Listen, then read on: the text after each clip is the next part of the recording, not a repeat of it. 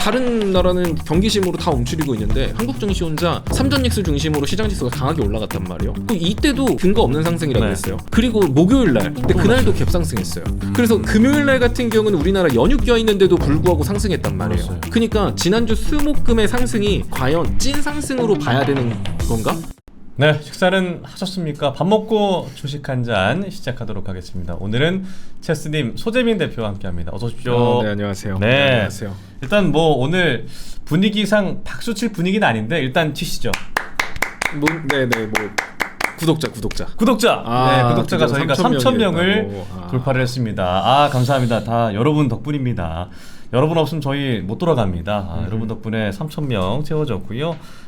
구독자가 5,000명, 10,000명, 5만 명 갈 수 있도록 계속해서 저희와 함께 해주시면 대단히 고맙겠습니다. 저희가 밥 먹고 주식 한 잔이에요. 저희가 이제 지난주에 다시 재개를 했으니까 밥을 좀 먹고 해야 되는데 뭐 식사를 좀 하세요. 특히 이 시간에. 저는 그러니까 사람들이 저를 많이 착각하시는 게 덩치만 봤을 때는 저 돼지 새끼 저거 밥만 먹고 저거 주식하고 돈 벌어갖고 맛있는 것만 사 먹어가지고 저 살이 뒤룩뒤룩 아니 쪘다. 누가 그렇게 얘기를 해요? 그렇죠? 네. 누가 그렇게 얘기를 하겠습니까? 생각만 하죠. 그죠. 그렇게 이제 마음속으로 생각하시는 분들이 계시겠지만 예. 저는 이제 장중에는 보통 시장에서 눈을 안 떼기에 밥을 먹지 않습니다. 그래서 막 테디님, 지피님 식사하러 가셔라. 내가 주식시장 내가 끝까지 지켜본다. 여쭤봐야겠는데요. 진짜요. 가셔라. 내가 혼자 주식시장을 보고 그러죠. 근데 내 몸 희생해서. 네, 그렇죠. 그런데 이제 이걸 쌓이고 저녁에 이제 몰아서 한 번에 먹으니까 지금 제가 상당히 예민한 상태여가지고 그 내일 제가 건강 검진이 있거든요. 그래서 그럼 지금 그죠. 공복을 유지하고 있는데 월요일부터 식단이라고 해가지고 월요일날 빨간 날이었잖아요. 그러네요. 그때부터 바나나만 먹었거든요. 바나나, 계란 이런 거밖에 못 먹고 오늘은 먹은 게 없어요. 그래서 약간 야위셨는데요. 그렇죠. 아마 여러분들 내일 모레 아침 방송으로도 저를 보시면 체스님이 이렇게 마르셨나? 다른 분 아니에요? 그렇게 좀 오해하실 수도 있겠지만 일단 내일 건강검진 끝나고 냉삼 먹을 거기는 한데. 그럼요. 그때 먹어줘야죠. 그죠. 네. 그러면 건강검진은 어떻게 뭐 내시경, 위내시경 네, 다 한 번도 안 해봤거든요. 그러세요? 네. 그래서 이번에 처음 하시는 거예요? 상당히 긴장하고 있습니다. 여러분 건강기원. 네네. 박선호님 턱선이 보여요. 우리 벌써요? 통통당 대표님. 그래서 식단 조절하셨구나. 감사합니다. 여러분들 수 대표님 건강검진 내일 받으신답니다. 좋은 결과 나오시길 응원해 주시고요. 사실 우리 대표님의 건강도 중요하지만 우리 주식가 건강이 가장 걱정이 됩니다. 그동안 뭐 8월 달에 잘 올라줬죠. 그래 많이 떨어진 만큼 그래 올라야지. 근데 오늘 또 이렇게 빠지는 걸 보고 뭐야 또 반복이야? 다시 또 어떤 두려움이 생길 수 있을 것 같은데 지금 시장은 좀 어떻게 보세요? 사실 오늘 시장 빠지는 거 되게 놀라운 하락은 이미 하락 추세는 벗어났거든요. 그러니까 하락을 벗어났다라고 해서 우리가 맘 같아서는 이렇게 급격하게 인간적으로 빠졌으면 올라갈 때도 그냥 급격하게 올라갔으면 좋겠다 뭐 이런 생각들을 V자 반등 했으면 좋겠다 아니할 수는 없죠. 근데 실질적으로 V자 반등이 나온다라고 했을 때 여러분들이 느끼기에 좋다라고 느끼지 못할 거예요. 왜냐면 V자 반등은 대다수 그런 현상들이 나왔을 때는 특정 종목군들이 시장지수 끌고 올라가거든요. 그래서 시장지수 자체는 9,000을 다시 회복했어요 라고 만약에 V자 반등이 나와도 여러분들이 느끼기에는 좀 뭐 하는 거지? 시장지수 9,000인데 왜 내 종목은 아직도 이렇게 박살나 있지? 이런 느낌을 받을 가능성이 높아요. 그래서 중요한 건 V자 반등이 나오는 게 아니라 그러니까 비정상적으로 빠졌으니까 비정상적으로 올라가 주기를 바라는 건 알겠는데 사실 그렇게 올라가는 것보단 단계적으로 추세를 만들면서 올라가는 게 훨씬 좋아요. 그럼 단계적으로 추세를 만든다라는 건 중간중간 어쩔 수 없이 조정이 나온다라는 거거든요. 오늘은 사실 그에 따른 조정이라고 보시면 좋을 것 같아서 뭐 사실 오늘 빠진다라고 해서 너무 무섭다 공포스럽다 다시 또 예전처럼 돌아가면 어쩌지 이런 걱정은 안 하셔도 될 것 같아요. 보시면 지금 이 하락 추세선 상단은 돌파했죠. 이거는 그러니까 보통 추세를 그릴 때 많은 분들이 이제 추세선 어떻게 그려요? 막 전문가들이 막 추세선 막 하는데 뭐 공식이란 게 저도 있나? 그 대표님 방송 보면서 궁금했어요. 도대체 어떻게 저렇게 하지? 그렇죠. 근데 추세선을 그릴 땐 여러분들이 되게 쉽게 생각하시면 돼요. 일단은 추세선은 선이 두 개가 필요해요. 상단 하단? 상단 하단 선이 있어야 우리가 방향성을 알 수 있으니까. 그리고 그 평행사변형 오랜만에 듣죠. 평행사변형. 그렇죠. 평행으로 그어야 돼요. 그러니까 오랜만이다. 얘는 요렇게 되는데 얘는 이렇게 그어놓고 막 얘는 요렇게 그어놓고 이걸 추세라고 하면 안 되는 거예요. 그러니까 같은 각도로 긋는다라고 보시면 됩니다. 자, 그리고 그러면 이제 어떤 기준으로 선을 그쳐라고 하면 대충 그어요. 제가 항상 말하지만 뭐 각도를 재가지고 그냥 눈에 보이는 고점 대충 연결하시고요. 눈에 띄는 저점 대충 연결해요. 이게 완벽히 칼같진 않죠. 근데 잘 그리시는 느낌이어가지고. 그죠. 그려놓고 나면은 있어 보이는데. 있어 보이는데 되는데 이대로 가는데 뭐 너무 어렵게 생각 안 하셔도 됩니다. 자, 그 중간 중간에 추세선 하단을 순간적으로 이탈하는 순간도 있지만 보통 방향성을 알기 위해서 추세를 긋는 거지. 뭐 이렇게 넓게 그려도 돼요. 이렇게 넓은 방향성 이 추세를 따라가는구나라는 걸 볼 수 있죠. 자, 그리고 이 추세선 상단 지금 어떻게 됐죠? 깨졌죠. 돌파했죠. 네. 위로 올라갔죠. 그럼 이 하락 추세선을 벗어난 거예요. 그러니까 하락 추세든 횡보 추세든 만약에 이렇게 돼 있어요. 이렇게 박스권을 만들고 있었어. 네. 그런데 박스권 위를 뚫으면 어떻게 될까요? 박스권 추세를 돌파하는 횡보 추세를 돌파하니까 이때부터는 상승 추세로 넘어간다. 보시면 되고 횡보 추세에서 아래를 깼어요. 그랬을 때는 횡보 추세에서 아래를 벗어났으니까 하락 추세로 넘어간다. 하락 추세에서 위를 깼어요. 그러면 우상향이 될지 횡보가 될지 모르겠지만 몰라요. 아직은 모르지만 어쨌든 벗어나기는 했어요. 그러면 하락을 벗어났다라는 것만으로도 우상향 추세라는 건 뭘까요? 저점과 고점이 같이 올라가죠. 엄청 좋죠. 저점과 고점이 같이 올라가기 때문에 여러분들이 뭔 짓을 해도 돼요. 그냥 물려도 어차피 고점 올라가고 저점 올라가니까. 그래서 여러분들이 아마 올 상반기 때 주식을 하면서 그런 생각했을 거예요. 내가 주식의 천재인가? 나 왜 이렇게 잘하지? 돈이 계속 돈을 버네. 그냥 내가 목돈으로 했으면 돈 더 벌었겠는데? 일을 그만둬도 될까? 보통 다 이제 상승 추세에 왔을 때 많은 개인 투자자들이 자기가 잘한 줄 알아요. 그렇죠. 물려도 금방금방 올라가는 시장이 도와준 걸 모르죠. 자, 그런데 이제 박스권으로 넘어간다라고 하면 고점과 저점이 일정해요.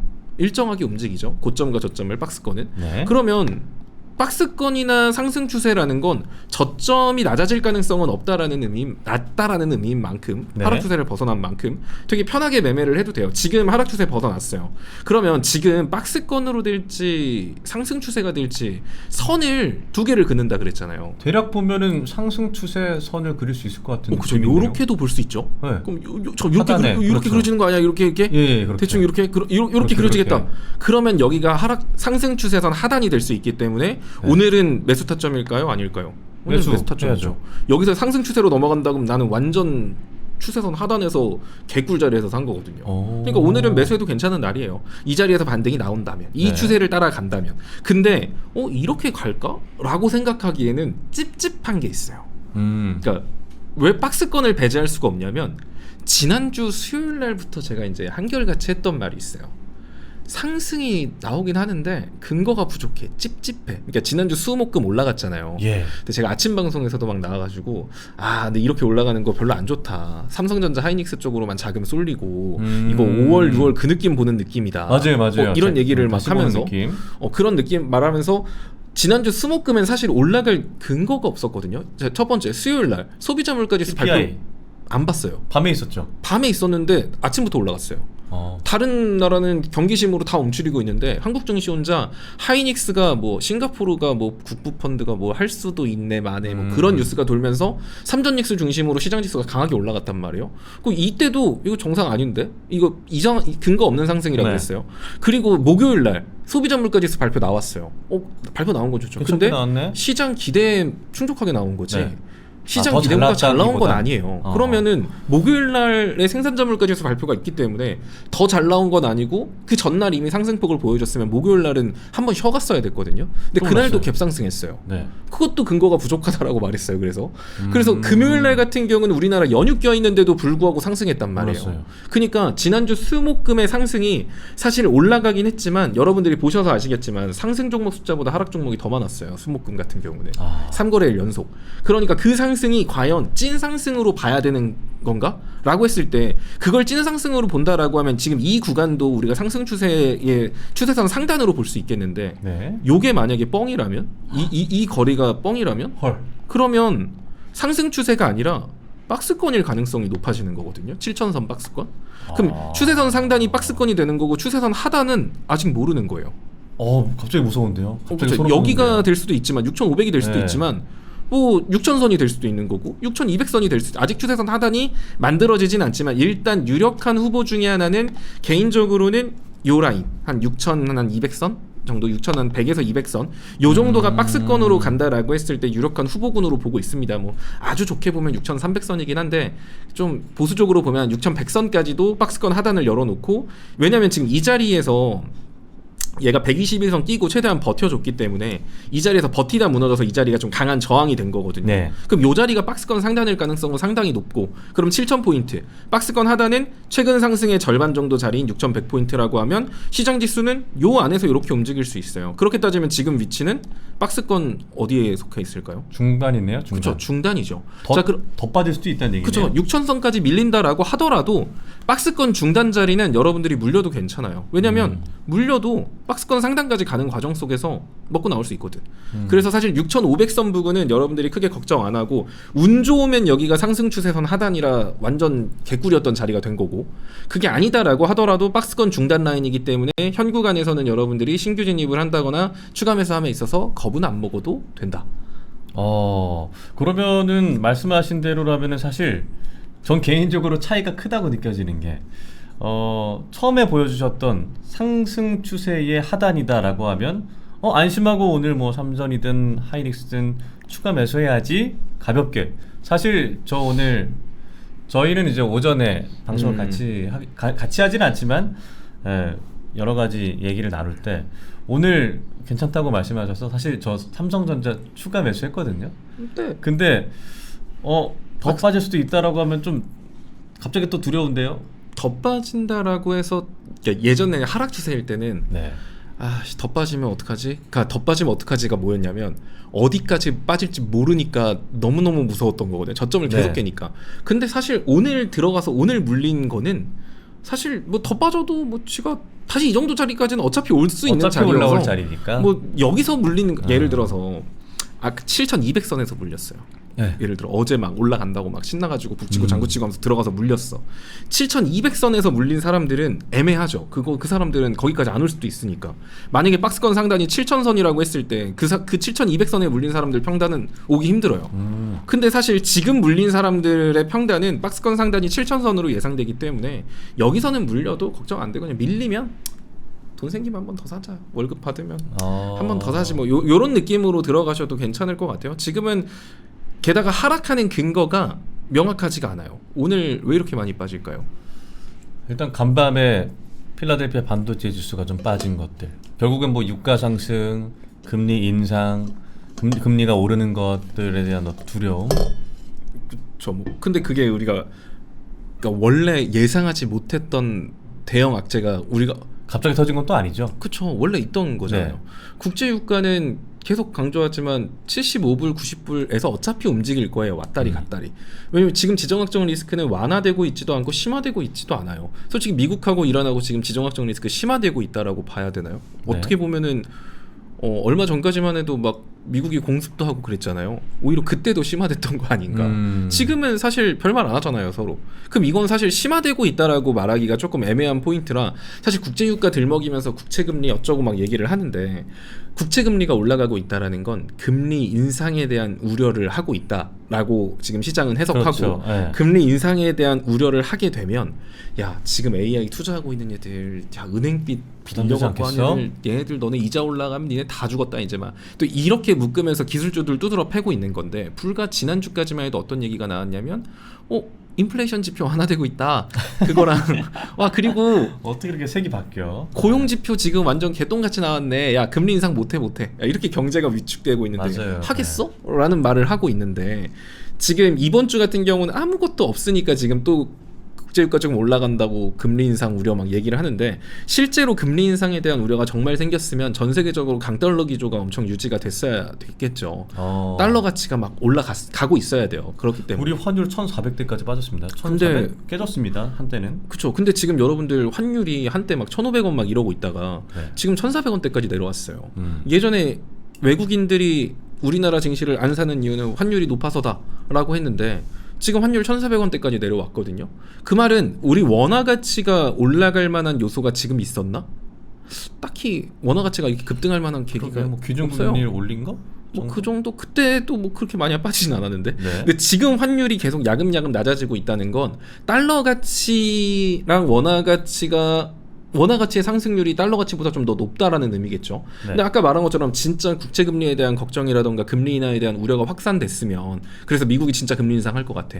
그러면 달러 가치는 올라갈 수밖에 없는 거라서 환율은 올라갔어야 돼요. 근데 지금 환율은 올라가고 있지 않죠. 그렇다는 소리는 누군가 한 놈은 거짓말을 치고 있다라는 건데, 이런 걸 놓고 봤을 때 지금까지 없던 이슈 가지고 지금 뭐 금리 인상 우려를 논하는가? 그거 아니고 이번 주에 이슈가 없었어요. 이슈가 없어요. 뭐 시장이 주목할 만한 이슈가 없다 보니까 여러분들 눈에는 와 너무 단기 낙폭 큰데? 라고 느낄 수 있겠지만 생각해보면 7월 말부터 지금까지 코스피 한 5,500선부터 7,000선까지 온 거예요. 네, 그리고 코스피 지수가 많이 올랐어요. 단기적으로 많이 올랐다가 지금 조금 그 상승에 대한 일부를 조정 주면서 추세선 하단을 만들고 있을 뿐이지, 뭔가 우리가 예상하지 못했던 대형 악재가 터져서 빠진다거나 이런 거 아니고요. 그리고 애초에 이렇게 빠진 이유가 뭐다? 지난주 수목금 질이 컸다. 지난주 수목금 상승이 근거가 없는 상승이었다라고 했잖아요.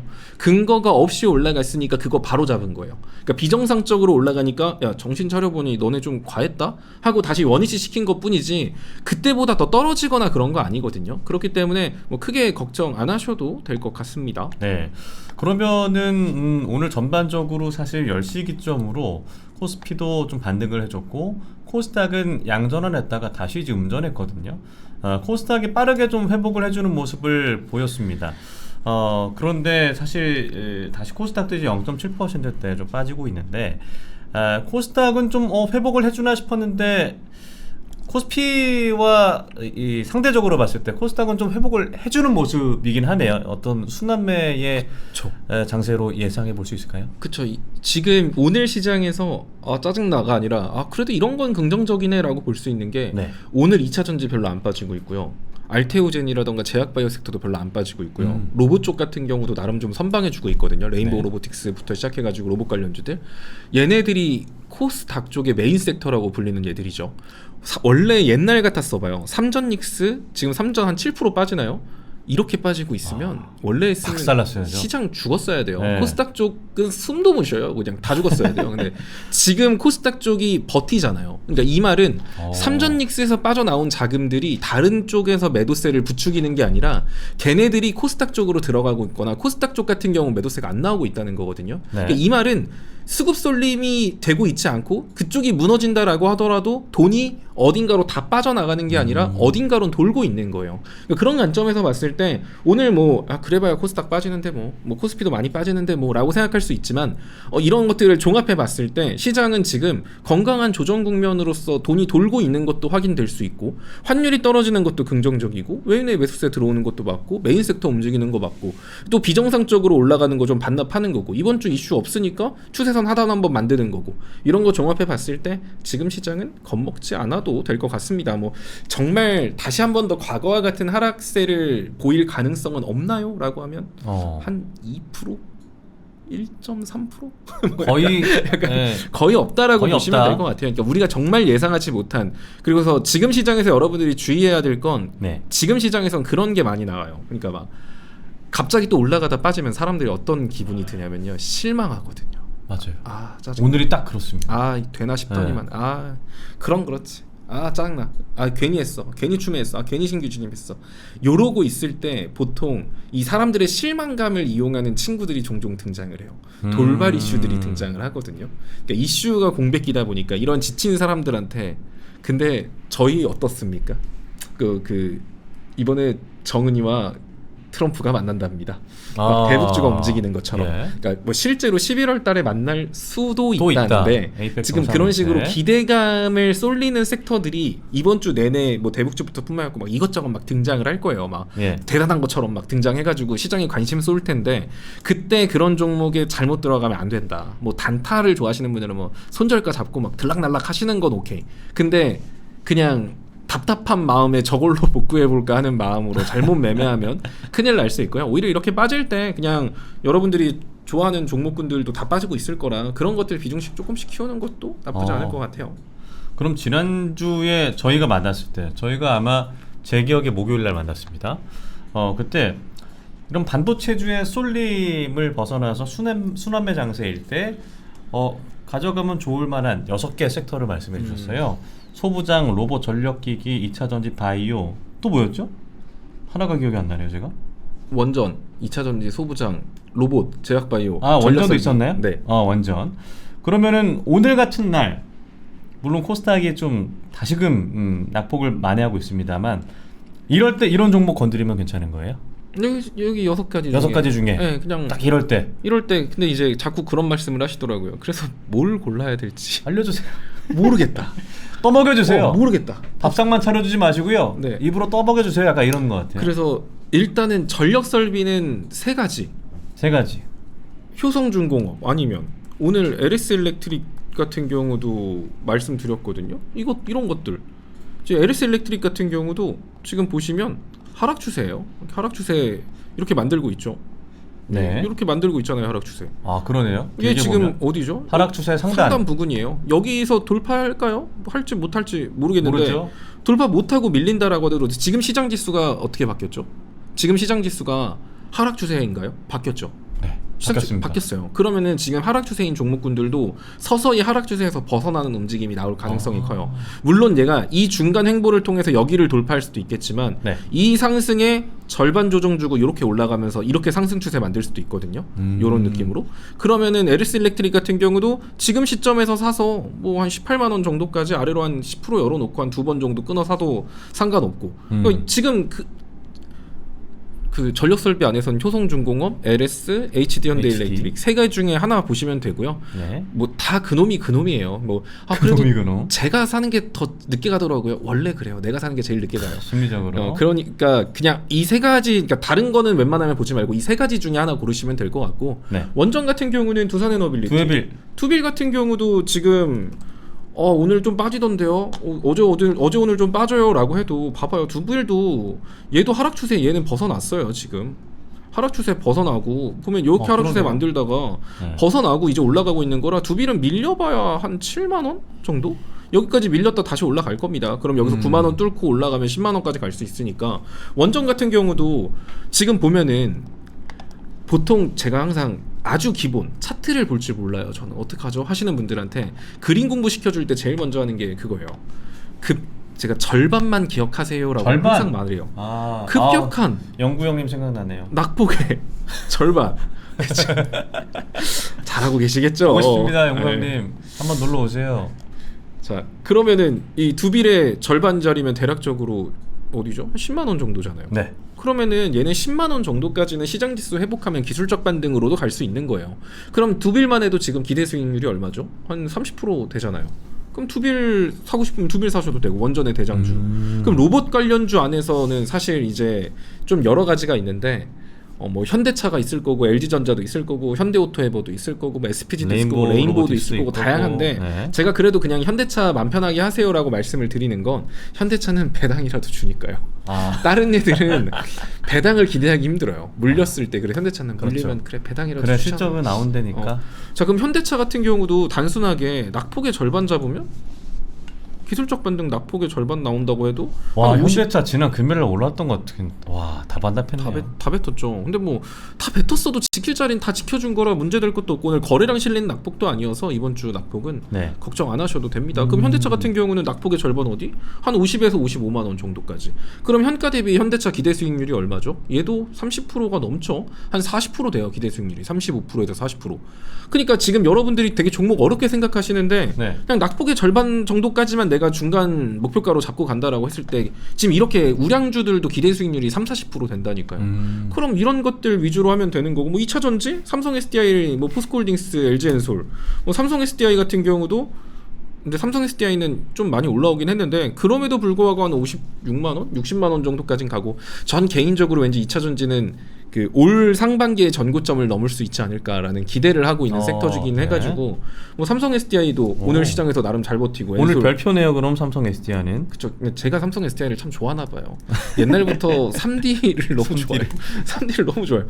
결국 전고체에 대한 그 매력이 너무 있어서. 근데 주가가 최근이야 좋았지 그동안 안 좋았잖아요. 그 전까지는 2차전지하면 떠오르는 키워드가 그거밖에 없었잖아요. 전기차. 니네 전기차니면 뭘 할 수 있는데. 뭐 할 수 있는데. 니들이 뭘 할 수 있어. 이런 느낌이었는데 이제는 약간 저희 ESS도 할 수 있는데요 라고 하다가 이제 조금 더 지나가면은 로봇에 대한 것들 이제 시제품들 막 나오기 시작하겠죠. 네. 그 로봇의 등에 달려있는 게 그 휘발유통 아니라고요. 배터리 들어갈 거라고요. 그렇죠. 그러면 이제 그냥 리튬이온 배터리를 그만한 걸 넣었을 때 걔네들이 가동 시간이 되게 짧겠죠. 그렇다고 뭐 뒤에 콘센트 꽂고 돌아다닐 수 있는 것도 아니고, 그러면 결국에는 안정성과 효율을 높일 수 있는 뭐 그런 거면 전고체 배터리가 들어가게 될 텐데, 뭐 그로 인해서 단가에 대한 문제는 생길 수 있겠지만 뭐 어쨌든 전고체에 대한 것들도 이제 미래 배터리 시장에서는 효율적인 측면을 봤을 때, 게다가 날아다니는 택시라던가 뭐 나중에 항공기나 뭐 이런 데서도, 사실 항공기는 잘 모르겠지만 드론 같은 경우도 어쨌든 배터리는 들어가잖아요. 근데 이런 거 했을 때 날아다니는 택시 UAM 뭐 거기에 전기차 배터리 이런 거 있을 때 문제가,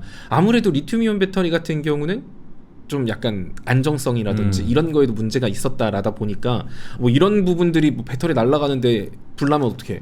하다못해 요새는 보조 배터리 같은 경우도 비행기 탈 때 막 되게 엄격해졌잖아요. 예. 그러니까 그런 것처럼 결국에는 이 배터리 시장이 리튬이온 배터리에서 전고체 배터리로 넘어가는 시기가 찾아오게 될 텐데, 그럼 거기에서 선두를 달리고 있는 기업이 뭔가라고 하면 삼성 SDI가 선두거든요. 그런 관점으로 보면은 3D는 겁먹을 이유가 없는 종목 아닌가? 게다가 실적도 이번에 어마어마하게 좋아졌기 때문에 네. 뭐 좋아도 2차전지 안에서 좋은 거지 뭐 전체적으로 봤을 땐 별로지만, 흑자 전환했죠. 네. 그래도 그런 거 생각하면은 2차전지 안에서는 그냥 3D 보면 될 거고, 뭐 폴, 엔솔, 에코프로빔 얘네들도 뭐 다 그놈이에요. 뭐 누가 대장이 되냐 뭐 그거의 차이지. 그냥 제 마음속의 원픽은 그냥 3D라는 거고, 또 뭐 제약바이오는 셀트리온, 알테오젠 이거 그냥 아무거나 사요. 그냥 셀트리온 사도 돼요. 셀트리온 지금 사도 돼요. 지금 사요. 지금 사도 한 15%는 먹으니까. 왜 이렇게 쉽죠? 왜 이렇게 그러니까, 쉽죠? 그러니까 되게, 그러니까 그런데 쉬운데요? 그러니까 쉽잖아요. 그러니까 이런 거 셀트리온 그냥 사서 물리고 그냥 한 18만 원에서 한 번 더 사지 뭐.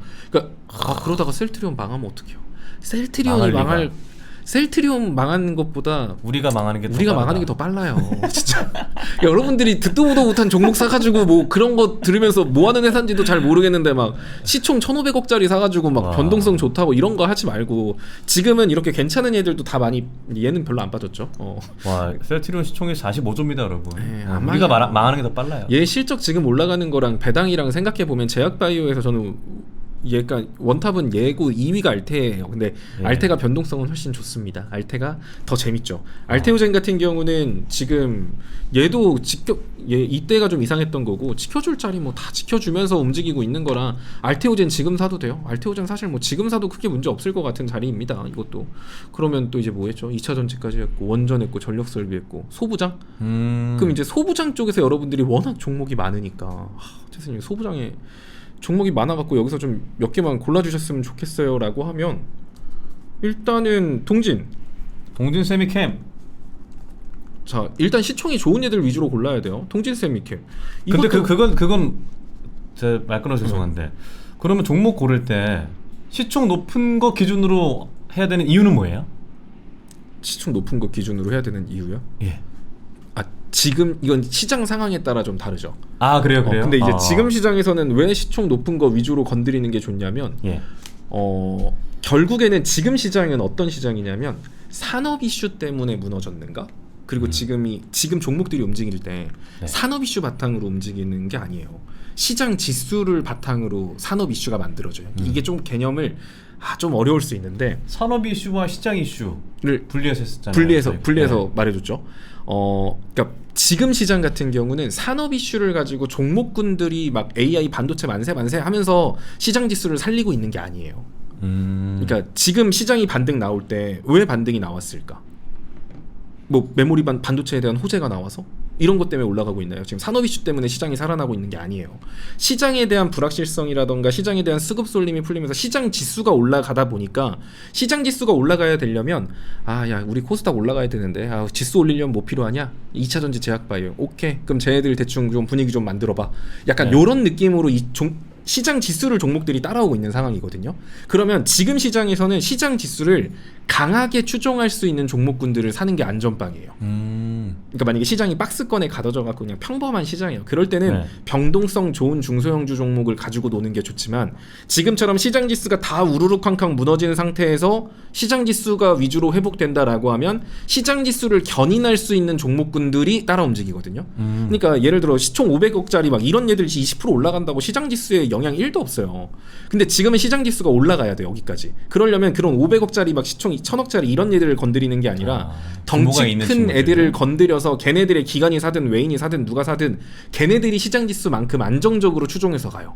물론 거기에 파생되는 애들이 변동성 중소형주가 더 좋을 수도 있겠지만 지금 시장에서 중요한 건 변동성이 더 좋은 애들을 사기보다는 확실한 거, 확실하게 안정적으로 얘는 안정적인데 이만큼은 올라갈 수 있겠다 싶은 거 위주로 포트를 짜는 게 좋은 거고, 코스닥 같은 경우도 시총 큰 거 위주로 건드리는 게 결국 코스닥 더 올리려면 부양책이 필요해요. 뭔가 정부에서 뭔가 얘기를 하려면 지금 정부에서 코스닥 얘기 꺼내려면 그거밖에 없거든요. 국민성장펀드 또 모집합니다 이거랑 그거랑 이제 코스닥 승강제를 만들어가지고 코스닥 안에서도 되게 깨끗한 투자 환경을 만들어서 여러분들 코스닥 개잡주 많으니까 무섭죠? 근데 1군에 있는 애들은 개잡주가 아니에요. 정말 좋은 애들이랍니다. 이렇게 다 모아주면 그쪽에 자금이 외국이든 자금들이 기관 자금이든 게다가 적극적으로 기관 투자자들 연기금 같은 경우도 코스닥 매수하라고 했죠. 국민성장펀드 이것도 코스닥 쪽 매수하라고 했는데 과연 그 펀드들이 개잡주들을 살까요? 시총 낮고 위험한 거 살까요? 1군, 2군 안쪽으로 놀 거란 말이에요. 그럼 1군으로 들어갈 수 있는 조건들이 뭐냐면